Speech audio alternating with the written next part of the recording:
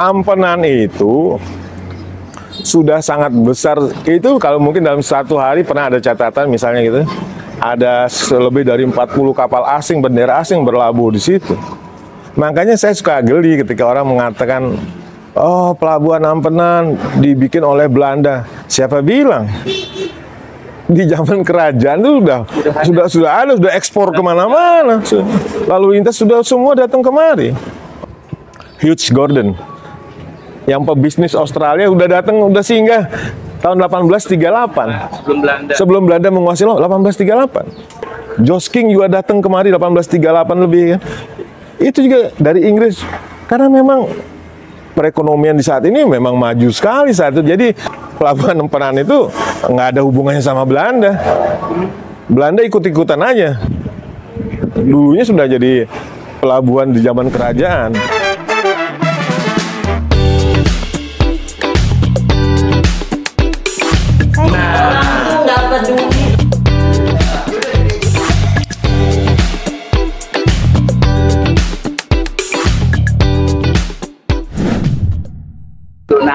Nah, beliau ini orang yang sangat istimewa sekali karena pertama saya mengenal sosok Profesor Alphonse dari beliau dan banyak sekali hal yang ingin kita kulik sore hari ini ya. Kita ucapkan selamat datang dulu di Teman Ngobrol Imaji TV. Ya, terima kasih sudah diundang untuk berbagi cerita di sini. Ya.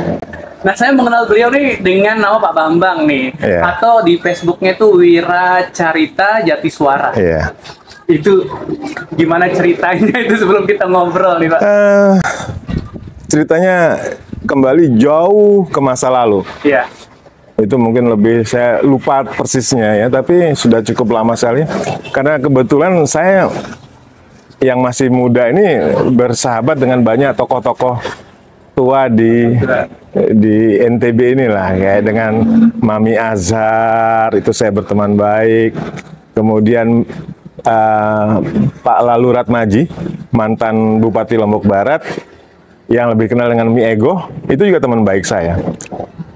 Nah, nama tadi itu saya dapat dari Mi Ego. Karena saya di tahun-tahun ketika beliau masih artinya masih ada, gitu. Sekarang udah almarhum ya.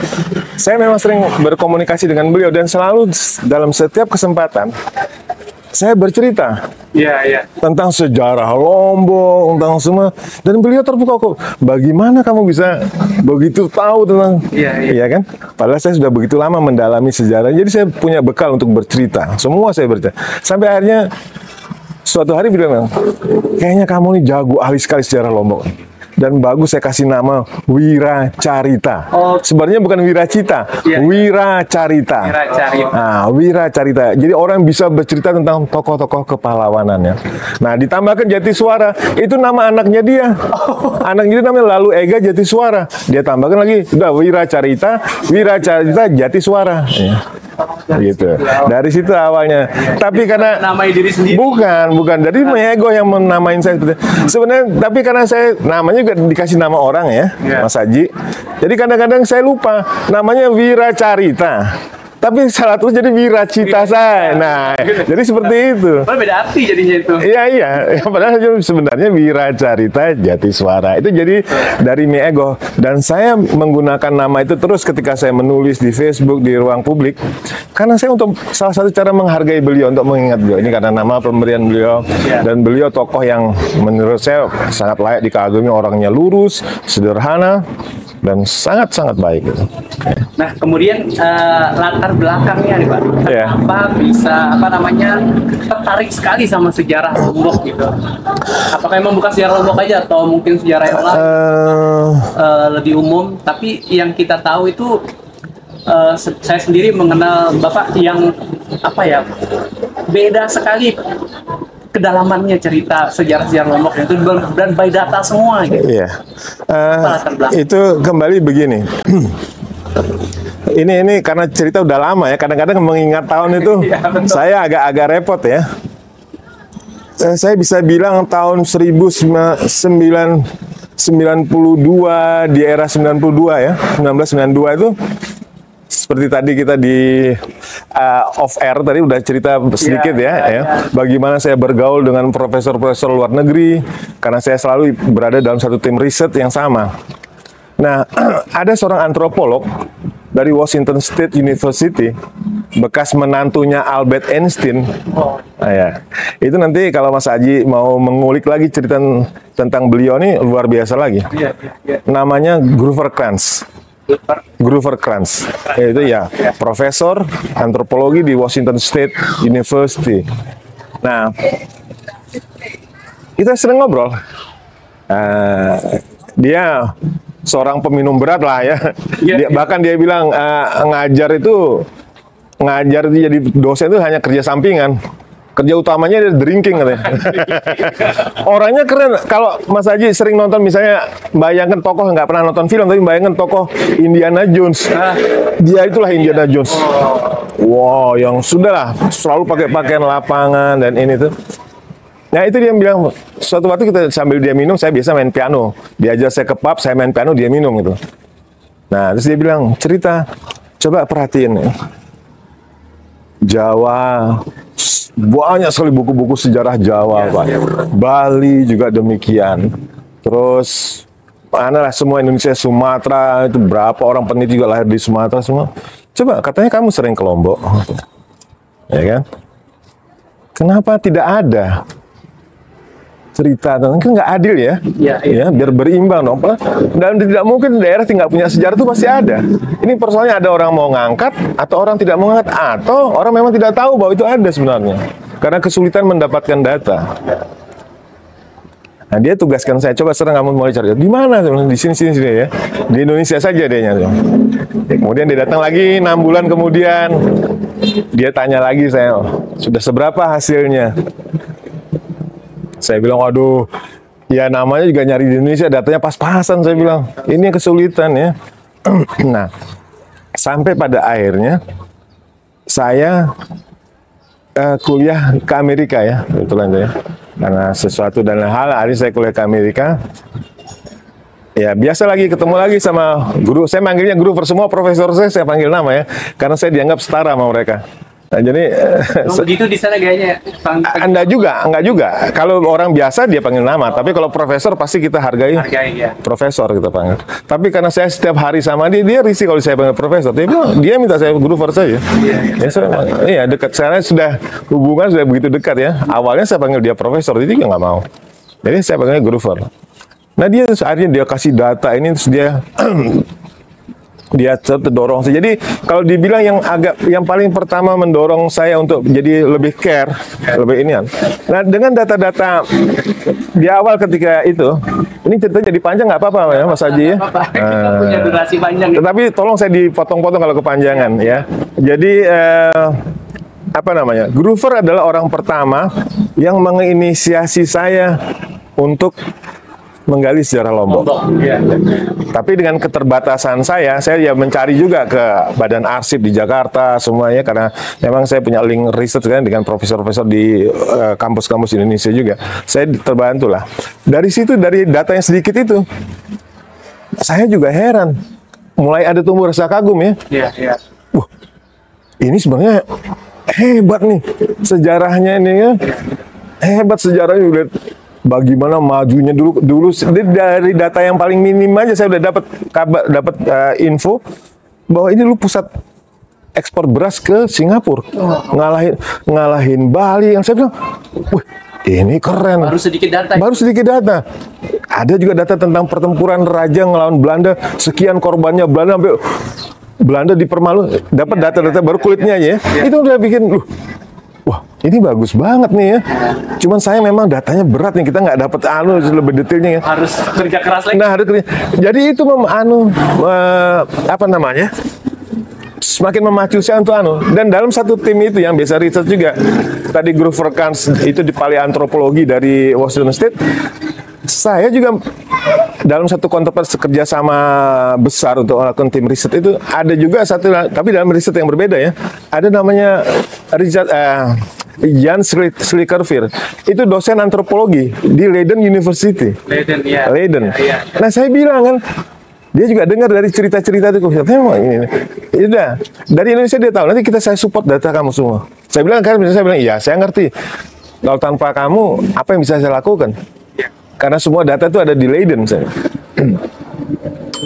Ya, jadi seperti itulah. Akhirnya sampai saya ke Amerika kuliah, melanjutkan kuliah di sana. Ya ketemu lagi karena ini circle saya. Saya datang di Amerika, si Circle V juga terbang dari Leiden nemuin saya, gitu. Sampai suatu hari saya mendapat undangan acara diplomatik di Kedutaan Besar Indonesia di Washington DC. Itu semua kumpul lagi, termasuk Grover, termasuk Ian Srikkerveer. Nah, terus itu tadi dia bilang, ya sudah sekarang saya sudah tahu kamu serius banget. Dan saya tahu kamu sudah bikin sama teman-teman di situ kan.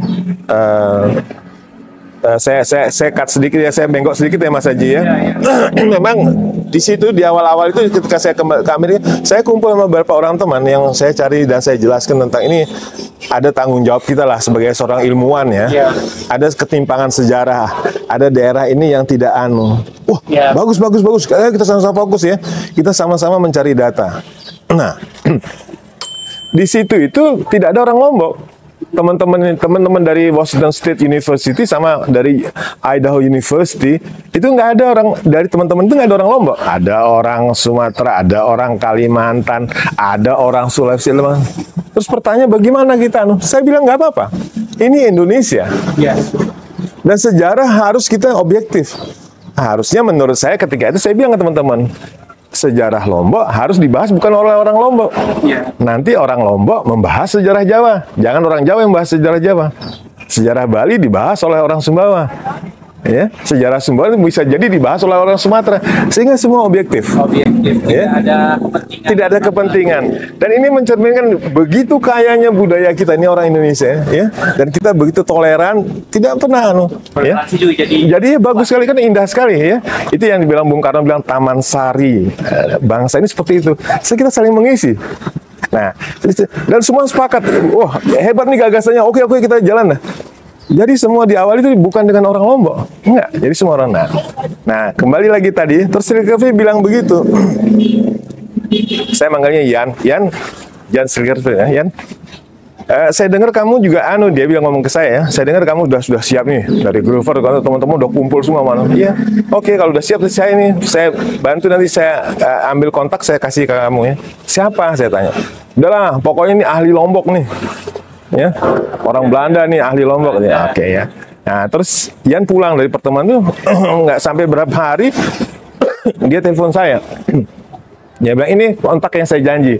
Saya sudah bicara banyak sama orangnya. Ini nomornya kamu bisa kontak ke dia. Untuk kenalan dah. Tapi dia udah tahu banyak tentang kamu lah. Sudah tahu background saya. Dan Jan Srikkerveer ini orang yang sangat senang sama saya. Dia selalu memperkenalkan saya dengan kolega-koleganya, termasuk dengan Richard Leakey itu yang peneliti senior yang akhirnya jadi presiden Kenya, itu saya juga dikenalin. Jan ini selalu mempromosikan saya, termasuk akhirnya dikenalkan dengan ini. Saya di Amerika itu masih murah kalau cuma telepon itu murah. Saya bisa telepon. Walaupun ya enggak sih mahal, enggak murah-murahnya ya. Namanya juga kantong mahasiswa ya. Tapi karena untuk pertama kali kan saya telepon, ngomong per telepon ya. Kita kenalan gitu ya. Tapi nyambung. Akhirnya sudah kenal ya. Oh, ini Alphonse van der Kraan. Ya, oke. Pertama kali ya komunikasi ya dengan Profesor Alphonse. Tapi sebelum kita ke sana, saya penasaran tadi tentang Leiden University itu. Saya penasaran kenapa sejarah Indonesia itu terutama Lombok tuh banyak sekali di sana. Sebenarnya kalau menjawab itu Mas Haji, itu bukan hanya sejarah Lombok ya yang ada di Leiden, satu Indonesia. Karena kita pernah diokupasi, dijajah sama Belanda kan. Jadi semua data-data tuh ada di Belanda, di Leiden. Karena begini, di tahun yang tidak enak, katakanlah 1897 itu, Leiden tuh udah jauh hari berdiri universitas itu. Jadi memang mereka mengambil sebenarnya bukan untuk karena untuk kepentingan ilmiah. Jadi Mas Haji harus paham ya, di dalam ketentaraan di luar, saya mungkin di Indonesia juga ada. Jadi dalam setiap satu kompi itu ada pendetanya, paket gitu. Satu paket. ada ahli topografinya, ada penelitinya, ada ahli natur, ada ahli bahasanya, ada ahli budaya. Jadi begitu, satu paket, bukan hanya orang sekedar bawa senjata. Enggak, karena nanti ini bisa nasihat, begini cara mendekatinya, begini cara, oh dia ngomong, ahli linguis kemudian dia ngomong begini tuh maksudnya. Kan harus dikontak dengan orang asing. Jadi jangan bayangkan tentara, mereka datang cuma orang nggak punya otak, terus cuma bawa senjata, modor, enggak. Nah, jadi seperti itu. Jadi dalam satu kompi selalu ada satu rohaniawan, satu ini, satu semua seperti itu. Ya karena yang saya dengar kan kita sempat ketemu dulu, kita ngobrol, dan kita penelusuran kemarin kan kita sempat dengar bahwa di antara banyak ini sejarah Lombok ini banyak yang kita tidak tahu karena memang semua dibawa gitu. Pada waktu itu gimana ceritanya sebelum kita ke Alfon? Oke, itu ceritanya seperti misalnya begini, Mas Haji sekarang tahu ya. Negara Kertagama, kitabnya dari Majapahit, itu kan ditemukan di Cakra, di Puri Ukir Kawi. Ketika penyerbuan itu, ya kan, yang menemukan, yang menyelamatkan itu Brandes. Brandes itu ahli, bukan tentara dia. Jadi itu membuktikan bahwa tentara pun membawa ahli itu. Tanpa Brandes kita nggak pernah tahu. Jadi seperti itu ya. Negara Kertagama yang akhirnya seluruh orang jadi tahu tentang Majapahit. Kalau nggak kita nggak tahu tentang Majapahit. Ya. Jadi seperti itu. Jadi, nah, kenapa data-data semua lah? Seperti tadi saya bilang kan. Di zaman kita kembali aja ke 1838 atau 18, sudah paling dekat 1894 lah. Itu umur universitas di Belanda mungkin sudah 300-400 tahun. Tahun segitu loh ya. Orang sudah gelap. Kita masih gelap itu loh. Jadi orang-orang itu mereka sudah punya budaya tulis. Dan begini, setiap tentara, rohaniawan itu punya diary. Selain untuk melapor catatan kompinya tentang ketentaraannya, ke dinas militernya, dia juga mencatat pengalaman buat dirinya, buat keturunannya, apa yang dia lihat, apa yang dia Mas Haji pernah baca nggak? Misalnya ini agak melebar-lebar dikit nggak apa-apa ya. Lombok Ekspedisi. Jadi kisah itu Lombok Ekspedisi itu kayak kitab sucinya lah kalau orang mau tahu tentang perang Lombok ya. Itu kan ditulis semua oleh tentara Belanda. Itu kalau Mas Haji baca, itu kayak skenario film. Begitu lengkap. Catatan dari sayap kiri, flank kanan, depan. Si penulis tinggal mengumpulkan catatan harian orang-orang itu. Jadi bagaimana yang dari Kali Ancar, dia bisa lompat kanan kiri karena semua data itu ada. Dan semua kompi itu. Jadi bukan hanya dari satu sisi ini, enggak. Dari semua sisi itu. Loh iya. Jadi yang dikumpulkan, jam 7.30 yang flank kanan sedang merakun ini masuk, yang flank kiri terperosok di kanan, ada semua. Itu benar. Saya bilang kalau ada sutradara baca Lombok Ekspedisi, dia sudah tidak perlu lagi langsung dituangkan jadi film karena sudah begitu lengkap. Kalau saya bilang detik demi detik salah ya. Tapi begitu lengkap, sangat detail catatan dia bergerak. Dan mereka menulis. Nah, itu saya bilang, ini kenapa? Karena kita tertinggal jauh, dan itu menulis adalah budaya orang asing ya, maaf ya, bukan saya harus kita akui. Itu harus kita akui ya. Orang kita enggak, orang kita hanya bicara nginget. Itu sebabnya sejarah di Indonesia itu nggak pernah lurus karena katanya. Dan turun generasi kita sudah berubah semua. Tidak yakin akhirnya bilang katanya. Nah iya, dan itu kan turun. Kayak Mas Haji lihat ada permainan game yang A menyampaikan bias semua kan, sampai ke yang kelimanya udah bias nggak karu-karuan. Nah, itu sebabnya kenapa kita berkiblat juga ke barat, karena mereka mencatat loh. Tapi kan orang-orang itu selalu wah data Belanda loh. Enggak, karena kalau data yang kita pakai di sini orang cuma ngomong berdasarkan ingetan saja. Dan itu berubah setiap waktu. Tapi kalau orang sana sudah dia diem ya catatannya itu ya itu. Lengkap dengan jam. Lengkap dengan jamnya. Makanya akhirnya kita tahu peristiwa-peristiwa. Oh ya, itu dia. Nah itu tadi kalau menjawab pertanyaan Mas Haji, kenapa harus kita ke barat ngambil datanya? Iya. Itu tadi, karena dia juga lebih menghormati data, dia perlakukan data itu dengan baik kan, dirawat dengan baik. Itu mungkin kalau di Indonesia ditaruh atau di sini ditaruh, saya nggak tahu. Bukan merendahkan ya, tapi Iya. kita nggak tahu bagaimana seperti itu. Bahwa raja itu sangat baik. Ini kembali saya bilang perspektif Alfon dan perspektif saya juga. Raja yang sangat baik, yang sangat toleran, yang sangat ini. Tapi kan kekuasaan itu selalu melahirkan faksi-faksi di sekitar kan. Nggak pernah kekuasaan itu mulus, kecuali diktator. Diktator mulus juga ada orang membangun faksi untuk melawan. Nah begitu pula di kerajaan itu ada faksi. Nah anak Agung Made itu adalah orang yang ya tadi yang lahir dari bukan permaisuri ya, jadi hanya kokubin itu apa namanya, jadi kayak Selir. selir ya, dari seorang selir. Tentu dia padahal orangnya sangat cerdas, pintar, ya, tapi dia tahu dia nggak punya masa depan. Karena anak selir yang Bukan putra. ya anak ini yang akan sehingga kalau interpretasi kita mungkin rasa frustrasi itu membuat dia berlaku juga sangat kejam terutama terhadap masyarakat yang berbeda agamanya ya gitu. Nah itu, tapi banyak orang juga kan mungkin gimana ya, mengeksposnya salah seolah-olah raja yang punya kebiasaan, bukan.